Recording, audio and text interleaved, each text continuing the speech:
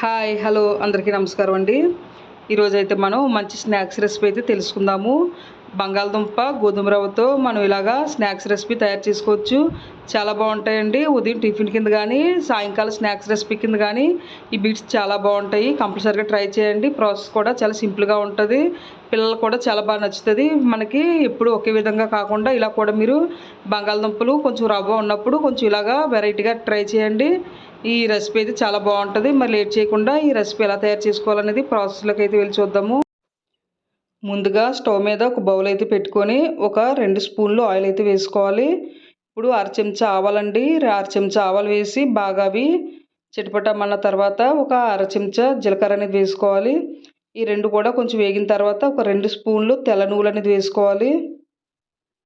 ఒక 2 స్పూన్లు తెల్ల నువ్వులు అనేది వేసుకొని ఇవి కూడా మనం బాగా వేయించుకోవాలి. ఈ నువ్వులు ఇప్పుడు ఇవన్నీ కూడా కొంచెం మనకు బాగా వేగిన తర్వాత మనం ఒక గ్లాసు రవ్వ అయితే తీసుకుంటున్నాము, గోధుమ రవ్వ కాబట్టి 2 గ్లాసులు వాటర్ అయితే వేసుకోవాలి. గ్లాస్ రవ్వకి 2 గ్లాసుల వాటర్ పర్ఫెక్ట్గా సరిపోద్ది.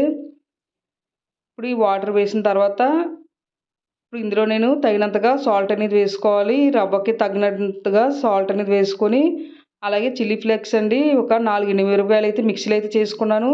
మీకు ఆ డైరెక్ట్గా చిల్లీ ఫ్లేక్స్ ఉంటే వేసుకోండి, మనకి కారం సరిపోద్ది అనమాట.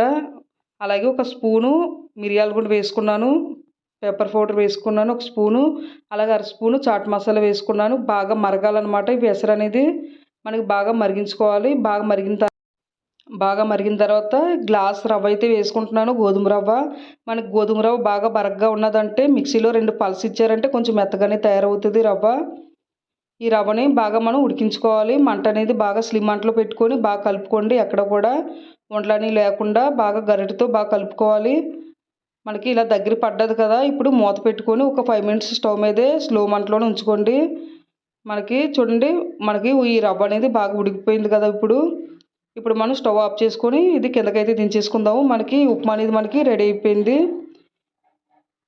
ఇలా మనకి దగ్గరగా అయితే అయిపోవాలి. ఇప్పుడు మనం ఈ రవ్వని మనం కింద దించేసుకొని ఇప్పుడు దీని మీద మూత పెట్టి బాగా మగ్గనిద్దాము.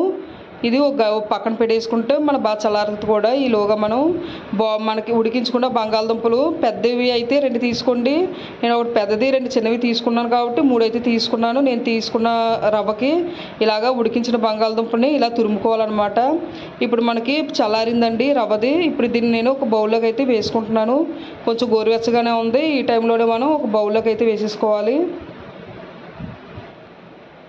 ఇలాగా ఒక గిన్నెలోకి వేసుకోవాలన్నమాట. పూర్తిగా మనకు కొంచెం గోరువెచ్చగా ఉందన్నమాట. ఇప్పుడు ఈ టైంలోనే మనం తురుముకున్న బంగాళదుంపలు కూడా వేసేసుకోవాలి. బంగాళదుంపలు బాగా మనకి చల్లారిన తర్వాతే తురుముకోండి. అలా అయితే మనకు అందులో చెమ్మ అనేది ఎక్కువ ఉండకుండా ఉంటుంది. అలాగే కొంచెం కొత్తిమీర, కొంచెం సాల్ట్ కూడా వేసుకొని ఈ 3 ఇవన్నీ కూడా బాగా కలిసేలాగా బాగా కలుపుకోవాలి. ఈ బంగాళదుంప మొత్తం ఈ మిశ్రమం అంతా బాగా కలుపుకోవాలన్నమాట. ఇప్పుడు ఇందులోకి నేను ఒక 2 స్పూన్లు పొడి బియ్యం పిండి అయితే వేసుకుంటున్నానండి. ఇలా వేసుకోవడం వల్ల ఇందులో మనకి ఏదైనా చెమ్మ బంగాళదుంపలో ఉన్న చెమ్మది కూడా మనకి లాగేస్తుంది అనమాట. అలా క్రిస్పీగా కూడా ఉంటాయి ఇలాగ మనం వరిపిండి వేసుకోవడం వల్ల. కాబట్టి 2 స్పూన్లు బియ్యం పిండి వేసుకొని చపాతీ ముద్దలాగా బాగా కలిపేసుకోండి, సరిపోద్ది.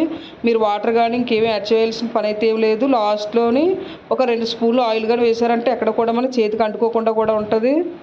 ఇలాగ లాస్ట్ టైం చేసి కొంచెం ఆయిల్ వేసి ఇలా చపాతీ ముద్దలాగా బాగా కలిపేసుకోండి. అంతేనండి, మనకి ఇలాగా తయారైపోయింది కదా పిండి అనేది. చూడండి ఇలా సాఫ్ట్గా ఇలా ఉండాలన్నమాట. ఇప్పుడు ఇందులోంచి మనం కొంచెం కొంచెంగా బాల్స్ లాగా తీసుకొని చూడండి ఇలా నేను చూపిస్తున్నట్టుగా ఇలాగ రోల్లా చేసుకోవాలి.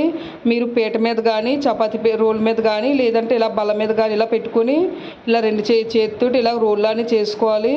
ఈ మాత్రం దలసరిగా చేసుకోవాలన్నమాట. మనకి బిట్స్ దలసరి అయితే ఉండాలండి. తర్వాత చాక్ తోటి మీకు నచ్చిన సైజులో మీరు కట్ చేసేసుకోవచ్చు. ఇలా అయితే మనకు సింపుల్గా ఇవి తయారైపోతాయి. ఒకటి చేతితో చేసి కంటే ఇలా చాలా సింపుల్గా మనం తయారు చేసుకోవచ్చు. ఇప్పుడు కింద మీద కూడా కొంచెం ఇలా సెర్చ్ చేసుకున్నామంటే మనకి బిట్స్ అనేవి చాలా తొందరగా తయారైపోతాయి. చూడండి అన్నీ కూడా మనం ఇలాగ తయారు చేసేసుకోవాలి.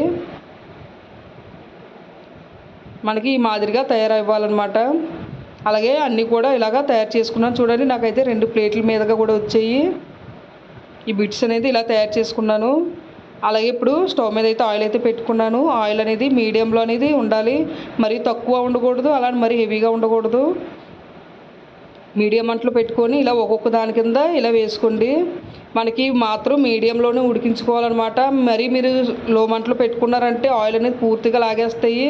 అలా కాకుండా మీరు హెవీ మంట పెట్టారంటే పైన అయితే ఉడికిపోద్ది కానీ లోపలైతే ఉడకకుండా ఉండిపోతాయి అన్నమాట. మనం మీడియం మంట పెట్టుకొని చక్కగా వేయించుకోవాలి. ఒక 5 మినిట్స్ కదపకుండా ఉగ్గియండి. ఆ తర్వాత మీరు మళ్ళీగా అటు ఇటు కదుపుకుంటూ ఉండండి. ఇవి మళ్ళీగా గట్టి పడతాయి అన్నమాట.